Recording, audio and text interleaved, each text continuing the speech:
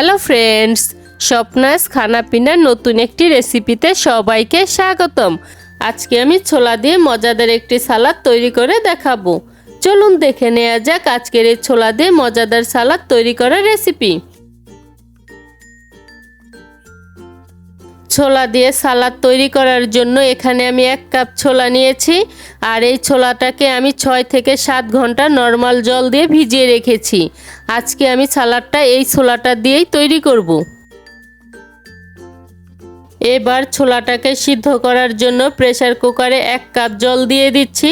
তারপর ধুয়ে রাখা ছোলাটা দিয়ে আধা চা চামচ লবণ দিয়ে এটাকে আমি 3টা সিটি দেওয়া পর্যন্ত অপেক্ষা করব।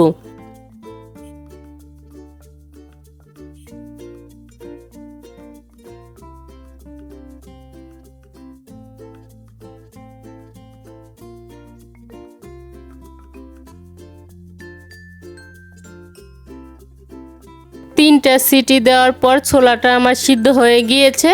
এখন এটাকে আমি জল থেকে তুলে নিচ্ছি, আর এই ছোলাটাকে আমি খুব বেশি নরম করিনি।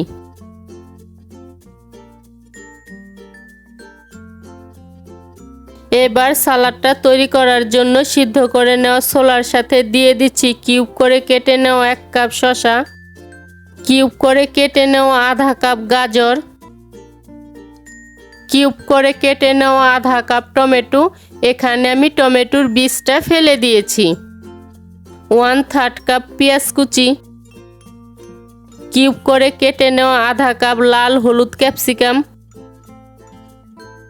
2টি কাঁচামরিচ কুচি, 1/3 কাপ ধনেপাতা কুচি, 2 টেবিল চামচ লেবুর রস, আধা চা চামচ কালো গোলমরিচের গুঁড়ো, আধা চা চামচ বিট লবণ, আধা চা চামচ লবণ। যেহেতু আমি ছোলাটা সিদ্ধ করার সময় কিছুটা লবণ দিয়েছি, তাই এখানে লবণটা নিজেদের স্বাদ মতো দিতে হবে। আধা চা চামচ টালা জিরে গুঁড়ো ও 1 টেবিল চামচ অলিভ অয়েল দিয়ে ভালো করে মিশিয়ে নিচ্ছি।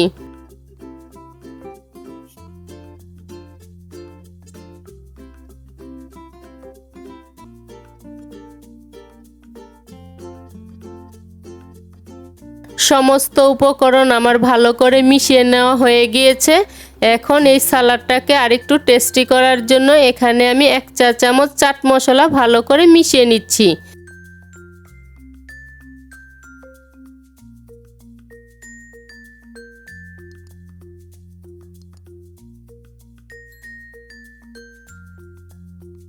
এবার এই সালাডটাকে পছন্দ মতো ডিশে ঢেলে পরিবেশন করে নিলেই তৈরি হয়ে যাবে ছোলা দিয়ে মজাদার সালাদ। আজকের এই সহজ ও মজাদার সালাদের রেসিপিটি যদি ভালো লেগে থাকে তাহলে স্বপ্নাস খানাপিনা চ্যানেলটি সাবস্ক্রাইব করে পাশে থাকা বেল আইকনে প্রেস করতে ভুলবেন না। আজকের মতো এখানেই বিদায় নিচ্ছি। দেখা হচ্ছে পরবর্তী নতুন কোনো রেসিপিতে।